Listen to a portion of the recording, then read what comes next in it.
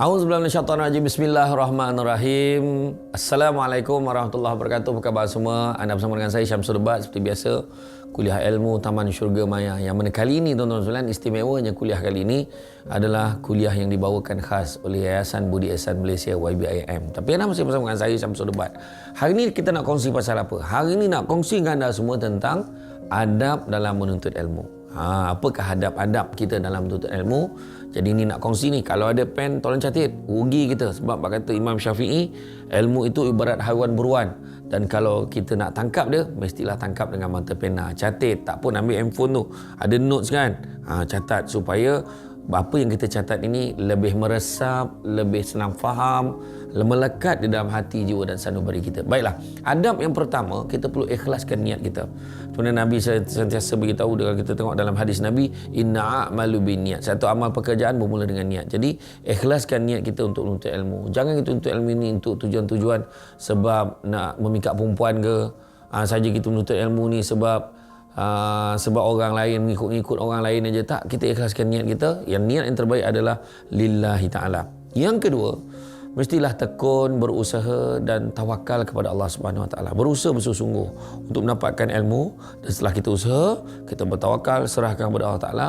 Mudah-mudahan ilmu yang kita tuntut ini dapat kita manfaatkan di masa-masa akan datang. Kemudian yang ketiga, dalam kita menuntut ilmu, hendaklah kita menjauhi unsur-unsur dosa dan maksiat. Kerana maksiat dan dosa boleh menyebabkan ilmu susah nak lekat dalam hati kita.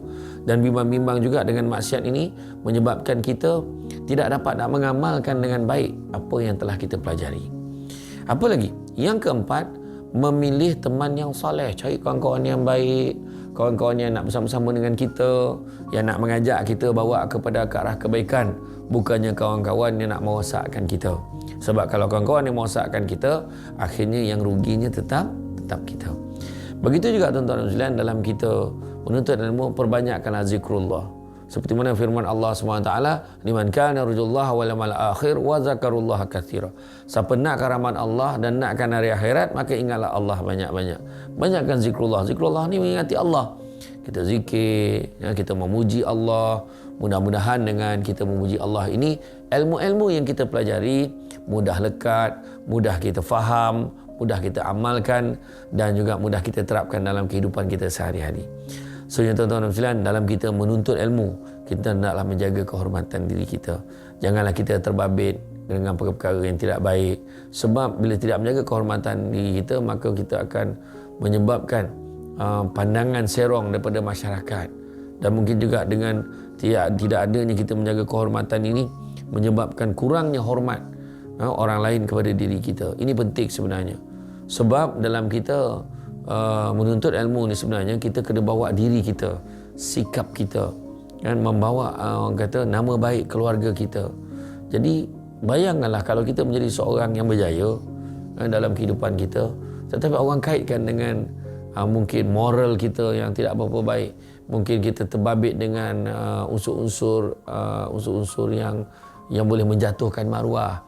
Jadi inilah pentingnya kita menjaga kehormatan kita. Dan kadang-kadang sebagai contoh kita tengok anak-anak yang bersekolah di sekolah tertentu, kemudian bila ditangkap terbabit dengan isu disiplin, kemudian menjadi berita panas, diviralkan, akhirnya orang kata ni sekolah mana, jatuh nama baik sekolah. Begitu juga anak siapa tu, jatuh nama baik keluarganya. Betul tak? Jadi ini kita kena berhati-hati. Seterusnya, yang ketujuhnya adalah kita berdoa, sentiasa berdoa serta berusahalah dalam belajar ni mendapatkan keredaan kedua ibu bapa kita. Dengan kita mendapatkan keredaan kedua ibu bapa kita, insya-Allah dengan cara ini kita lebih mudah untuk ilmu, mungkin lebih berkat. Sebab ibu bapa ni yang paling mahal sekali tuan-tuan dan sekalian adalah doa daripada kedua ibu bapa kita. Kerana bila mereka mendoakan kesejahteraan kita, mendoakan kejayaan kita, mudah-mudahan doa mereka ini dimakbulkan oleh Allah Subhanahu Wa Taala dan menjadi titik tolak kepada kejayaan kita dengan izin Allah, insya-Allah tuan-tuan dan sekalian. Seterusnya, dalam kita menuntut ilmu ini juga pentingnya untuk kita menghormati guru-guru kita. Itu sebabnya dikatakan makan sirih berpinang tidak, pinang ada di kota Melaka. Makan sirih mengenyang tidak, togah dek budi dengan bahasa. Ini penting kena faham. Maknanya budi bahasa. Dan begitu juga dari segi Disebutkan juga dalam pantun lama, kalau nak cari pokok berbuah, pucuk yang lebih dahan berdaun. Kalau nak jadi insan bertuah, duduknya beradab, tagaknya bersantun. Tuan-tuan dan puan-puan rahmati Allah sekalian. Maka dalam menghormati guru ini penting, sebab kalau hati guru terluka, maka sukarlah untuk kita mendapat keberkatan. Kita menyakit hati guru kita marah dan sebagainya, yang menyebabkan kita tidak dihormati atau mungkin tidak diberkati dalam usaha kita belajar ini. Seterusnya tuan-tuan sekalian, yang kesembilannya adalah beramal. Beramal dengan segala ilmu yang diperolehi. Penting bila kita belajar, kita kena beramal. Kalau kita belajar, kita tidak amalkan, maka dia akan jadi sia-sia. Tapi kalau beramal tanpa ilmu, bahaya. Sebab mungkin kita akan buat perkara-perkara yang tidak sesuai dengan apa yang sepatutnya kita lakukan. Betulkan yang biasa, biasakan yang betul. Berapa ramai di luar sana yang boleh berbicara, bercakap, bercerita tentang apa yang dia tahu. Tetapi berapa ramai pula yang mengamalkan apa yang dia tahu. Tuan-tuan dan puan-puan sekalian, berapa ramaikah di antara kita yang belajar tentang Al-Quran dan hadis, tetapi mereka dilanat oleh keduanya kerana tidak merealisasikan segala apa yang dipelajarinya. Oleh itu, kita mestilah beringat dan berhati-hati mengenai perkara ini demi kebahagiaan kita di dunia dan juga di akhirat, yang mana dunia ini sementara sifatnya dan akhirat yang kekal selamanya. Begitu mudah untuk memberi nasihat dan tazkirah yang kita sampaikan, tetapi bukanlah mudah untuk mengotorkan dan melaksanakan dalam kehidupan kita. Tanpa usaha yang bersungguh-sungguh, kita tidak mampu melaksanakannya. Maka bersama-samalah kita menghayati firman Allah di dalam ayat yang kedua hingga ketiga surah As-Saff, yang bermaksud, wahai orang-orang yang beriman, mengapa kamu mengatakan apa yang kamu tidak kotakan? Amat besar kebencian Allah di sisi Allah, baru kamu mengatakan apa yang tidak kamu kotakan. Tuan-tuan dan puan-puan sekalian, saya teringat bagaimana tentang pepatah Arab yang memberitahu tentang ilmu yang tidak diamalkan ibarat pokok tanpa buah. Bayangkan pokok tanpa buah, jadi kalaulah ada buah, ada hasil, sudah tentu dia ada manfaat. Dan begitu juga Nabi selalu kita nampak macam mana banyaknya, ramainya penceramah memetik satu hadis yang Nabi sebut, khairun nas anfa'uhum linnas. Sebaik-baik manusia yang memberi manfaat kepada orang lain. Jadi tuan-tuan dan puan-puan sekalian, pentingnya kita menjaga adab kita di dalam menuntut ilmu ini. Dan saya teringat bagaimana Imam Malik juga di dalam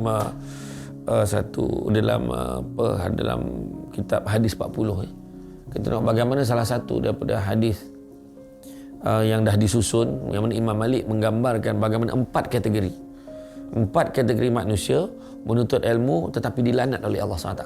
Siapa dia? Yang pertama, orang yang menuntut ilmu kerana nak menunjukkan siapa yang lagi pandai. Jadi maknanya dia nak tengok aku dengan dia siapa lagi pandai. Kau tunggulah aku belajar dulu. Jadi itu dilanat oleh Allah. Na'udzubillah, minta jauhkan. Kedua, orang yang menuntut ilmu supaya orang menongak kepadanya. Maksudnya apa? Dia nak orang hormat dekat dia. Maka ini juga dilanat oleh Allah SWT.